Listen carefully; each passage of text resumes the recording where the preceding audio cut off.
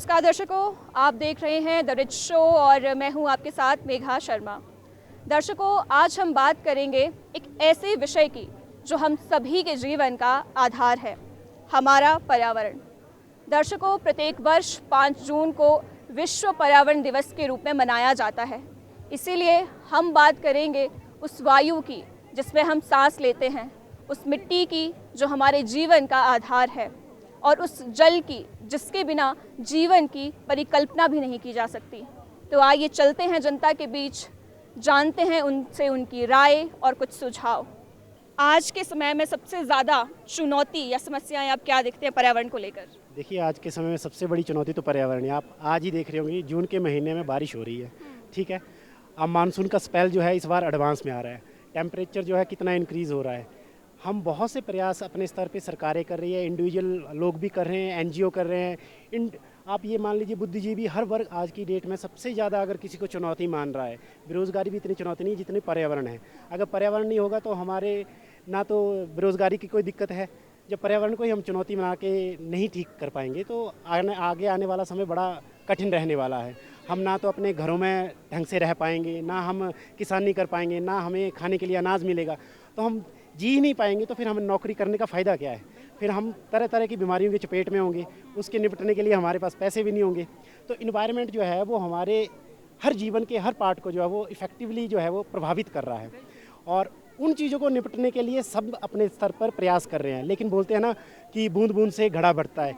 Individual तौर पे अगर देखा जाए तो अगर मैं कोई दिन में 10 चीज़ें ऐसी कर रहा हूँ जो कि इन्वायरमेंट के लिए पॉजिटिव है। मान लो कि मेरे अभी कोई टॉफ़ी खा रहा हूँ तो रैपर जो है वो मैं खुले में फेंक दे रहा हूँ, तो एक बहुत बड़ा मैसेज है, मैंने गलत किया। लेकिन मैं उस रैपर को अपनी जेब में डाल रहा हूँ और उसके बाद उसको डस्टबिन में कैरी कर रहा हूँ। तो वो इंडिविजुअल मैंने दिन में एक बहुत बड़ी सहभागिता बना दी। आज आप देखेंगे स्कूल के अंदर बच्चे इतने एडवांस हो चुके हैं, वो अपना कूड़ा करकट बाहर नहीं फेंकते हैं, वो अपने बैग में डाल देते हैं। जबकि हम छोटे होते थे तो हम कूड़ा करकट कहीं भी फेंक देते थे। तो ये एडवांस जो चेंज आया है ये बहुत सी एनजीओ सरकारों के प्रयासों के कारण आया है। तो जैसे हिमाचल सरकार ने अभी 500 ml की बॉटल जो है वो बैन कर दी है। पॉलीथीन हमारे हिमाचल ने बैन कर दिया है। हमारे हिमाचल का ग्रीन फॉरेस्ट एरिया देखें तो 28 से बढ़ के 30 के आसपास पहुंच चुका है। तो प्रयास हम कर रहे हैं, लेकिन इंडिविजुअल प्रयास करने की अब बहुत ज़रूरत है, क्योंकि जनसंख्या बढ़ रही है और प्रयास करने के लिए सरकारें तो अपना रोल निभाएंगी, लेकिन इंडिविजुअल मेरा क्या कर्तव्य है समाज के प्रति। अगर मेरे घर में गंदगी होगी, मैं उसको साफ़ करना चाहता हूँ ना, तो जिस तरह घर को साफ़ रखना मेरा कर्तव्य है, उसी तरह इस समाज को, इस पर्यावरण को साफ़ रखना मेरा परम कर्तव्य है। उसको जोड़ते हुए हमें आगे बढ़ना चाहिए। बहुत ही खूब। जैसे आपने बात कही कि एक टॉफ़ी का रैपर भी अगर आप जेब में डालते हैं तो अपने आप में एक बहुत बड़ा कंट्रीब्यूशन है। बात की आपने कि प्लास्टिक की बोतल जो है वो कहीं ना कहीं बैन की जा रही है। अब आज का अगर बात की जाए, इस साल का जो हमारा थीम है वो भी कहीं ना कहीं प्लास्टिक पर ही है, बीट प्लास्टिक पॉल्यूशन। तो आप क्या कहना चाहेंगे? हिमाचल में हमने देखा जाए एक बहुत बड़ा उदाहरण भी पेश किया है। सिंगल यूज़ प्लास्टिक पर हमने बहुत पहले ही बैन लगा दिया था, लेकिन फिर भी ये बात की जाए धरातल पर ये कितना कारगर साबित हुआ है? देखिए, हिमाचल में इसलिए भी कारगर साबित हुआ कि यहाँ पे लोग बहुत समझदार हैं पर्यावरण को लेके। और सबसे बड़ी बात है, हम कोई घर में पूजा करते हैं तो हम पेड़ों को पूजते हैं, पानी को पूजते हैं। हमारी एक आत्मीयता है इस पर्यावरण के साथ है, तो एक माँ की तरह हम इस प्रकृति को देखते हैं, तो वो हमें पॉजिटिव लेके जाती है। रही बात आपकी पॉलीथीन बैन करने की, तो बहुत इसमें फ़र्क पड़ा है। अब पहले आप देखिए कैरी बैग हमारे कितने होते थे, अब बहुत कम है। अब जूट के बैग आ गए हैं। लोग अपना कैरी बैग जो है यूज़ करते हैं, थैले में लेके सब्जी लेके। आप सब्जी मंडी कभी चेक कर लेना, मैक्सिमम लोग जो है अपना कैरी बैग लेके आते हैं, ठीक है। और नहीं होगा तो 20 रुपये का ले लेते हैं, लेकिन वो पॉलीथीन बड़ा आपको नहीं मिलेगा। सब्जी आती है लेकिन वो कम में आती है एज ए कंपैरिजन। तो लोग इस चीज़ को लेकर अलर्ट हुए हैं, लेकिन अभी भी थोड़ा सा और हमें इस पे सबको मिलकर काम करना पड़ेगा। ये मैं पहले से ये बोल रहा हूँ कि कोई भी बड़ा लक्ष्य होता है उसमें सामूहिक तौर पे जितना करेंगे उस लक्ष्य की प्राप्ति सबसे पहले एडवांस में होती है।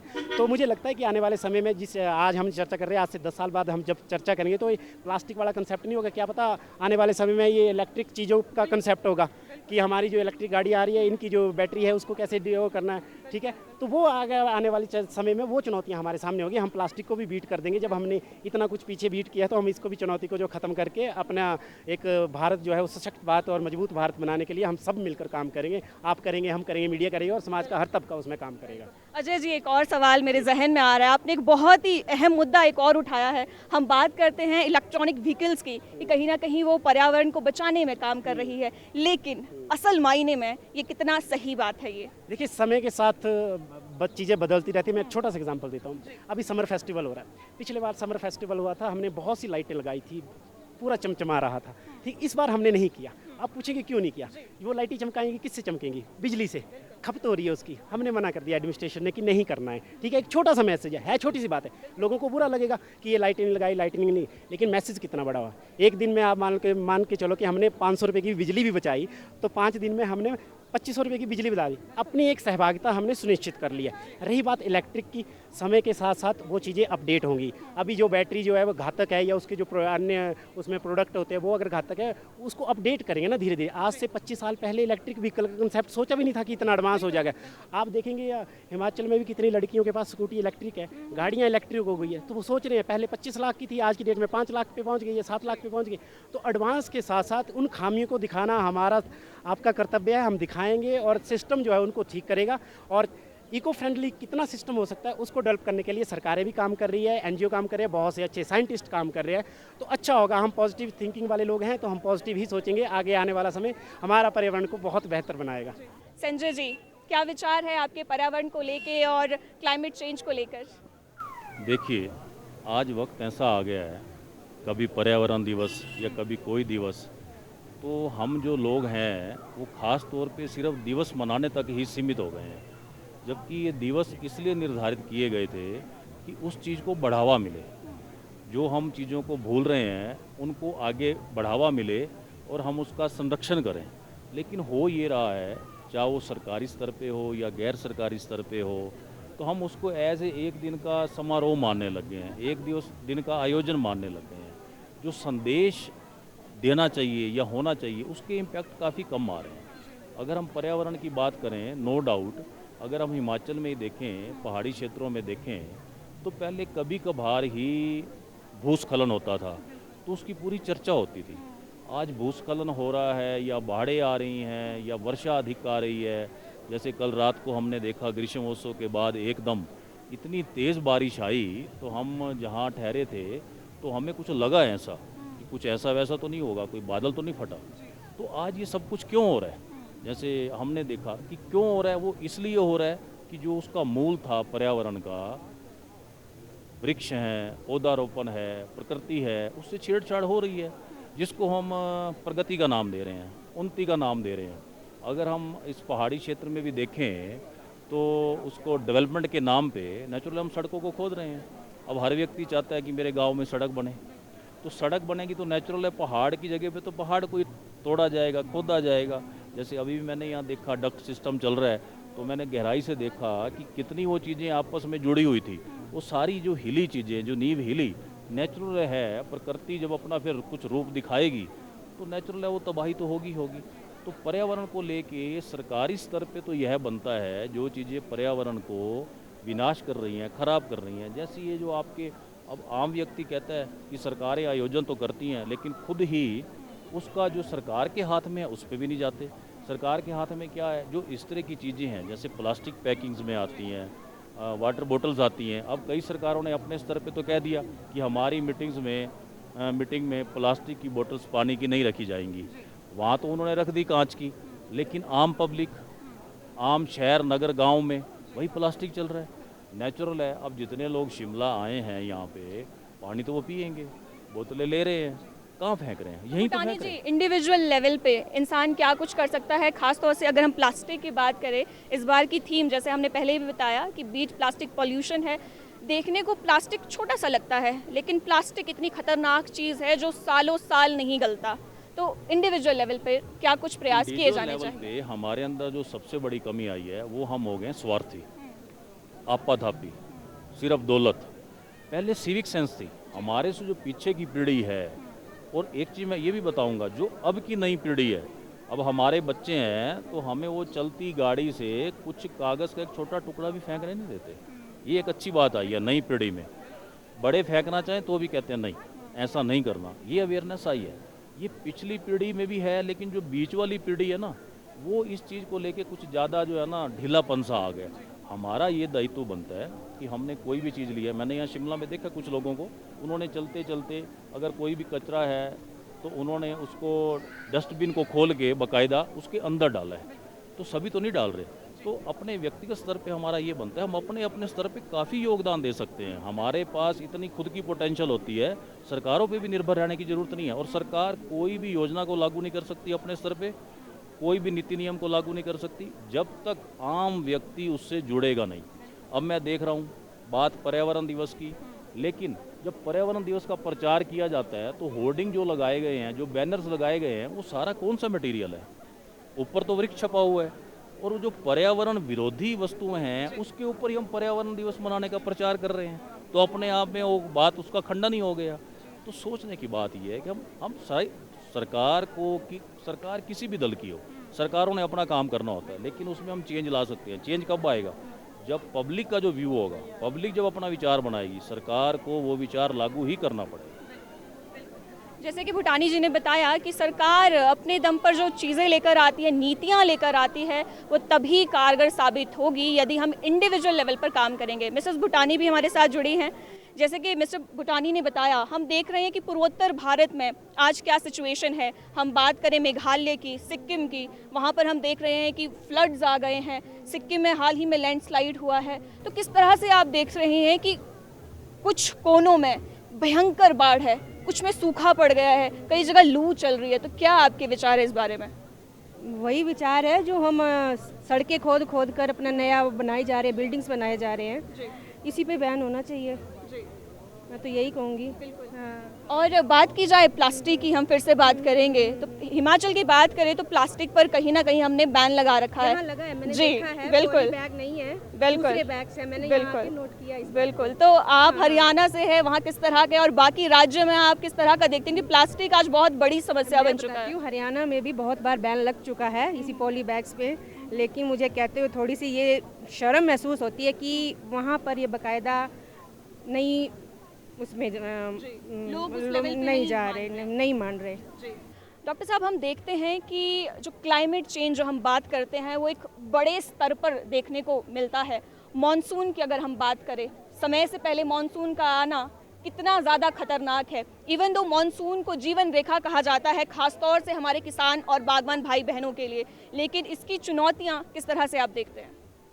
देखो, मैं अगर वैदिक काल से अगर बात करूं तो वेदों में कहा गया है कि हमें पर्यावरण का विशेष प्रकार से ध्यान रखना चाहिए, क्योंकि ओम देहु शांति, पृथ्वी शांति, रापहा शांति, रोखधेया शांति, वनस्पतया शांति, ब्रह्मा शांति और सर्वेगम शांति शांति रेव। कहा गया है कि पृथ्वी, जल, वायु, तेज, आकाश, ये 5 तत्व है जो पर्यावरण को शुद्ध रखने चाहिए। हर मानव का कर्तव्य बनता है कि इन 5 तत्वों को विशेष ध्यान रखें। और जैसे आप देख रहे हैं कि इस जो शिमला है, ये पर्यावरण की दृष्टि से सबसे पवित्र और शुद्ध माना जाता था।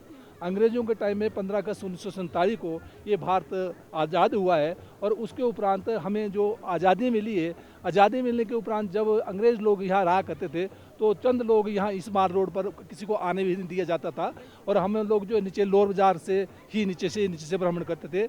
हम लोगों के लिए नीचे से उन्होंने सुरंगें बना रखी थी। उनके चाहे भले यहाँ कुत्ते भी घूमते हो गए, पर तो आदमी को यहाँ जो लोकल लोग थे उनको आने नहीं दिया जाता था। उस समय पर्यावरण का जो स्थिति थी वो बहुत अच्छी रही हुई थी, परंतु आज जैसे जलवायु परिवर्तन हो रहा है, और उसमें आपने देखा कि यहाँ 2 साल पहले यहाँ शिमला में समरील में एक बहुत बड़ा जो है जो इतना पर्यावरण की वजह से वर्षा होने के कारण जो सारे का सारी तबाही हो गई थी, मंदिर तक वहाँ खत्म हो गए थे। तो जलवायु परिवर्तन के कारण जो है हमारे इसमें बहुत परिवर्तन आ रहा है। और इसका एक मेन कारण ये भी है कि जैसे कि आप देख रहे कि पहले जो आबादी यहाँ बहुत कम थी और अब आबादी बहुत ज़्यादा बढ़ गई है, और शिमला जो है शिमला जो सिर्फ शिमला वालों के लिए नहीं रह गया है, ये शिमला समस्त पूरे भूमंडल का या पूरे विश्व का बन गया है। यहाँ चाहे अंग्रेज हो, चाहे किसी भी कंट्री के हो, चाहे ऑस्ट्रेलिया का हो, जापान का हो, कहीं का भी हो, हर व्यक्ति जो यहाँ आता है। और यहाँ के लोग इतने भोले भाले हैं कि सभी को जो अपने दिल में लगाते हैं और सबको प्रेम भाव से यहाँ चलने देते हैं। तो पर्यावरण की दृष्टि से अगर हम देखें तो यहाँ देखो हमारे पास यहाँ 5 चिनार के पेड़ हैं यहाँ पर, उन चिनार के पेड़ों के लिए वो देखने के लिए कहाँ जाना पड़ता है, हमें जम्मू कश्मीर जाना पड़ता है, परंतु वो चिनार आप यहीं देखते। तो अगर वातावरण को हमारे को पहले हमारा अपना कर्तव्य बनना चाहिए कि हमें जो 5 तत्वों में कहा, पृथ्वी, जल, वायु, तेज, आकाश, पहले अपने को शुद्धिकरण करना है, अपने को ठीक रखना है, तब वातावरण भी ठीक होगा। और जलवायु परिवर्तन का ये जो बीच बीच में इस प्रकार से मतलब अचानक इस प्रकार से घटना घट जाती है, उससे पृथ्वी के लिए नुकसान तो होता ही है, मानव के लिए भी नुकसान होता है। तो दर्शकों, प्रत्येक वर्ष 5 जून को विश्व पर्यावरण दिवस के रूप में मनाया जाता है। आइए जानते हैं जनता से सवाल और उनके जवाब। सर, सबसे पहले 5 जून को वर्ल्ड एनवायरनमेंट डे मनाया जाता है। क्या कहना चाहेंगे आप पर्यावरण पर, और किस तरह से पर्यावरण को आपने बदलते देखा है? ये ऐसा है कि खासकर पर्यावरण की जब हम बात करते हैं हिमाचल के संदर्भ में, तो मैं समझता हूँ कि यहाँ बहुत कुछ बदल गया। पर्यावरण की तो स्थिति अब रही नहीं। जो शिमला था कभी, जो हम आज से 50 साल 55 साल पहले देखते थे, वो नहीं है। सबसे बड़े यहाँ पेड़ कट गए और एक कंक्रीट जंगल बन गया। ऐसी हालत में कुछ अजीब स्थिति है। पर आज क्योंकि वर्ल्ड एनवायरनमेंट डे मना रहे हैं, तो इसके लिए मैं सभी को शुभकामनाएं देता हूं और ये निवेदन भी करता हूं कि आज के दिन जो कम से कम आज के दिन तो पर्यावरण के बारे में सोचिए, पर्यावरण संरक्षण के बारे में सोचेंगे, अन्यथा ये शिमला नहीं रहेगा। बात हम करते हैं जब पेड़ों की, पेड़ों को एक तरह से लंग्स कहा जाता है एनवायरनमेंट के, और पेड़ कटाई हम देख रहे हैं किस स्तर पर हो रही है। इवन दो हमारे देश के प्रधानमंत्री ने एक पेड़ माँ के नाम इनिशिएटिव भी चलाया, लेकिन ये अभी आप देख सकते हैं हैदराबाद में क्या हुआ है 400 एकड़ की ज़मीन पर। सर, उस पर आप क्या कहना चाहेंगे? नहीं, वो बहुत दुखदाई है। क्या कहें, वैसा होना नहीं चाहिए था। और ख़ासकर जब शिमला की तो ये स्थिति है कि जो लोग पुराने बहुत पहले के मुझे कुछ लोग मिले, उनका हम तो शिमला जाना ही नहीं चाहते। अब ये शिमला थोड़ी रहा, सब कुछ ख़त्म हो गया है। और वो तो बड़ा वहाँ जो आपने बताया वो बहुत दुखदाई है, बहुत दुखदाई है। ऐसा होना नहीं चाहिए। हम सरकार की बात अक्सर करते हैं, लेकिन जगदीश जी, इंडिविजुअल लेवल पर हम क्या कुछ कर सकते हैं? अब इंडिविजुअल यहाँ कुछ संस्थाएं बनी हैं, वो लोग संस्कृति और पर्यावरण के संरक्षण के लिए कुछ कर रही हैं, तो हम भी उसमें सहयोग दे सकते हैं। पर बहुत संस्थाएं नहीं हैं, बहुत कम हैं। मुझे ऐसा लगता है कि इसमें बहुत कुछ और करने को है, पर अब हमारी आयु में आ जाएं तो स्थिति नहीं रहती। पर अब लोग यंगस्टर्स हैं, वो कर सकते हैं, इनिशिएटिव कर सकते हैं। आप माल पे देखो, यही स्थिति देखो कि पहले से ही याद थी, लेफ़्ट चलते थे और राइट एक तरफ वाले इधर चलते थे। अब कोई पता नहीं है। हम लोग, मैं कोशिश करता हूँ कि हम लेफ्ट ही रहें। तो ये एक पद्धति की बात बता रहा हूँ, ये था, ठीक है। सर, आप जो है स्कूल में आप स्कूल भी चला रहे हैं, बच्चों को आप किस तरह से इंस्पायर कर रहे हैं या गाइड कर रहे हैं पर्यावरण संरक्षण के लिए?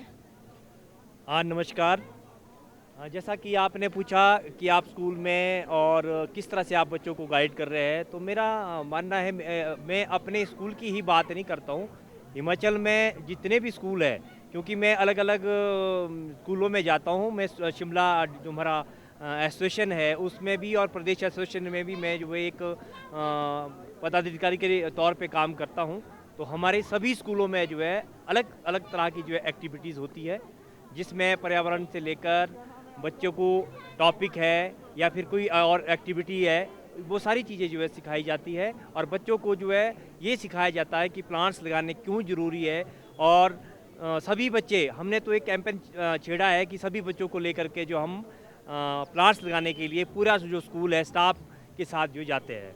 जहाँ तक बात एनवायरनमेंट की है, तो अब तो सभी लोग जो है एजुकेटेड है, पढ़े लिखे हैं, सब समझते हैं कि कितनी इम्पोर्टेंस है एनवायरनमेंट के लिए। और जो हमारा पर्यावरण है, अगर हमारा पर्यावरण सुरक्षित रहेगा, साफ सुथरा रहेगा, तो हम सब के लिए ये बहुत बढ़िया रहेगा, जो मैं जानता हूँ। जी, मॉनसून का समय है सर, हम देखते हैं कि बारिश किस कदर हो रही है, और इस बार मॉनसून ने दस्तक भी बहुत पहले दी है, और ये भी बताया जा रहा है कि इस बार बारिश काफ़ी अच्छी रहेगी।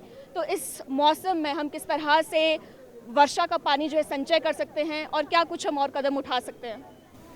वर्षा के पानी को हमें अवश्य संचय करना चाहिए, जैसा कि आपने कहा। साथ साथ हमें ध्यान रखना चाहिए, हर वर्ष पर्यावरण को प्रदूषित को बचाने के लिए अनेक प्रकार के पेड़ लगाए जाते हैं, पर उन पेड़ों की देख रेख बाद में नहीं की जाती है। हम सबका दायित्व बनता है, पूरे हिमाचल प्रदेश वासियों का, जहाँ जहाँ हम वृक्ष लगाते हैं उसको सेव भी किया जाए, उसमें कम से कम पानी जब संचित करेंगे तो उस पानी का सदुपयोग किया जाए और उन वृक्षों को बचाए जो हम सड़क किनारे लगाते हैं, फूल खलियानों में लगाते हैं, तभी हम पर्यावरण को प्रदूषित होने से बचा सकते हैं।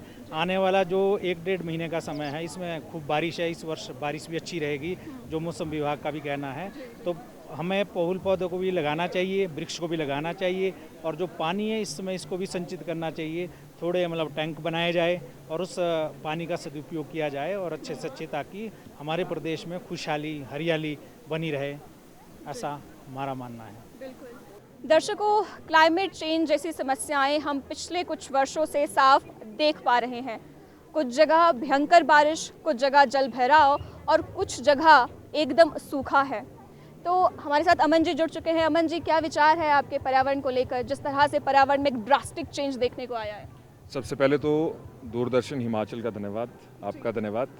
और ये हमारे लिए सौभाग्य है कि आप सभी लोग पर्यावरण के बारे में इतनी सारी बातें कर रहे हैं और लोगों के आप व्यूज़ ले रहे हैं, तो उसके लिए आपका बहुत बहुत धन्यवाद करता हूं। और जहां तक आपने बात की पर्यावरण की, तो जिस तरीके से आपने कहा कि हर जगह सूखा भी पड़ रहा है और कई जगह इतनी ज़्यादा बारिश हो रही है कि लोगों को काफ़ी ज़्यादा नुकसान देखने को मिल रहा है। खास करके मैं बात करूंगा क्योंकि मैं बागवानी क्षेत्र से रहता हूं, मैं जुब्बल से रहता हूं और वहाँ पर जिस तरीके से बारिश पिछले वर्ष भी हुई थी, काफ़ी ज़्यादा नुकसान जो है लैंड को भी हुआ, काफ़ी ज़्यादा नुकसान बागवानी को भी हुआ। और आजकल का जो मौसम जिस तरीके से हम देख रहे हैं, सुबह के समय धूप लगी होती है और शाम के समय एकदम से जो बारिश यहाँ पर रहती है, तो उससे यहाँ पर ठंडक ज़रूर बनी रहती है, लेकिन यहाँ पर जो हमारा मिट्टी है, चाहे हमारी वायु है, उसको काफ़ी नुकसान जो है ज़्यादा बारिश की वजह से यहाँ पर देखने को मिल रहा है। और जहाँ तक पर्यावरण की आपने बात की है, तो हम ज़रूर उसके लिए बारिश अच्छी है, हमारे पेड़ पौधे उससे जो है वो सुरक्षित रहते हैं और तंदुरुस्त रहते हैं, और जिससे हमें सांस लेने में भी कोई दिक्कत नहीं होती। और शिमला जिस तरीके से आप देखते हैं, ट्रैफिक यहाँ पे रहता है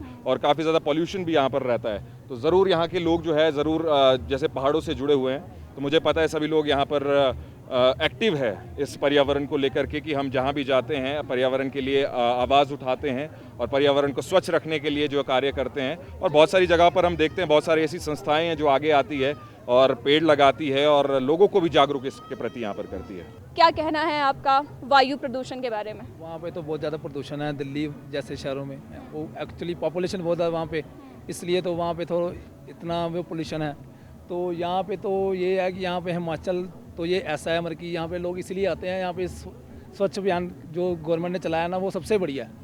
और जो यहाँ का जो वेदर है, जो लोग एक दूसरे से वो कचरा वगैरह नहीं डालने देते, गवर्नमेंट की तरफ से सब सारी फैसिलिटी हैं, इसके अकॉर्डिंग वहाँ का और यहाँ का काफ़ी डिफरेंस है दिल्ली जैसे शहरों में, क्योंकि वहाँ की पॉपुलेशन बहुत है, वहाँ पे लोग इतना ध्यान नहीं देते।